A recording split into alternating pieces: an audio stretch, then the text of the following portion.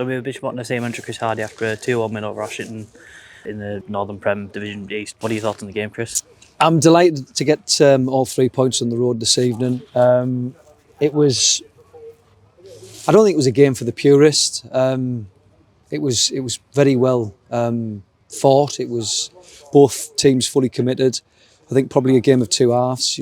First half seemed to see Ashington have the upper hand in the scoreline and probably in the game as well.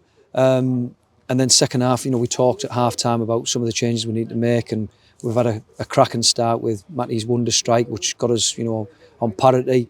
So like you say, that was a bit of a platform for us, and we seemed to, do some of the basics better. We got Louis working, behind, which was all important.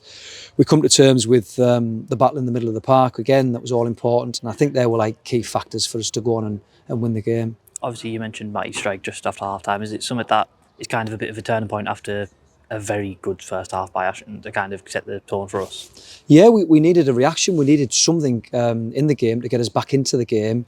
We couldn't have wished for a better start. We couldn't have wished for a better strike.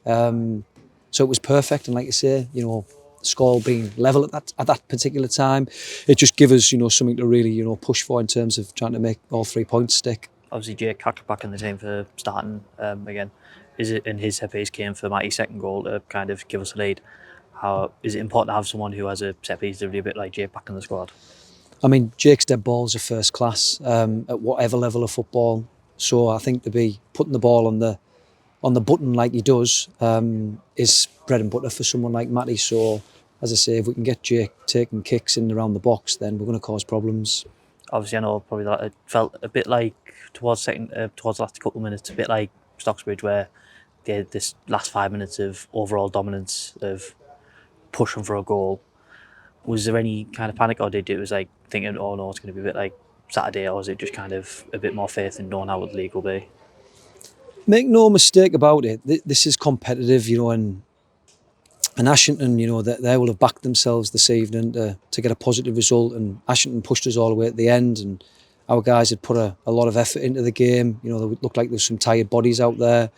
We've given a free kick away right on the edge of the box at the very death, and I think that was down to the fact that, like you say, players were probably badly fatigued at that time. But like you say, they put the bodies on the line tonight.